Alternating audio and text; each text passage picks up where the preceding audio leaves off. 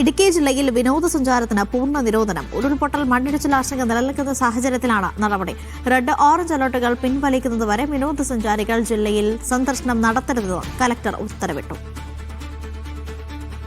മുഹമ്മദ് ആഷിഖ് വിവരങ്ങൾ നൽകാനായി ചേരുകയാണ്. ആഷിഖ്, നേരത്തെ അവലോകന യോഗം ചേർന്നിരുന്നു, അതിലാണോ ഇങ്ങനെ ഒരു തീരുമാനത്തിലേക്ക് എത്തിയത്? തന്നെയാണ് ജില്ലയിൽ അതീവ ഗുരുതരമായ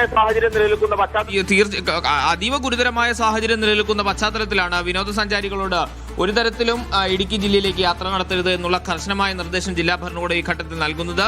ഉരുൾപൊട്ടൽ മണ്ണിടിച്ചിൽ ആശങ്ക നിലനിൽക്കുന്നതിനാലാണ് ഇത്തരമൊരു നിർദ്ദേശമെന്നാണ് ജില്ലാ ഭരണകൂടം വിശദീകരിക്കുന്നത്. റെഡ് ഓറഞ്ച് അലർട്ടുകൾ പിൻവലിക്കുന്നതുവരെ വിനോദസഞ്ചാരികൾ ജില്ലയിൽ സന്ദർശനം നടത്തരുത് എന്നുള്ളതാണ് നിർദ്ദേശം.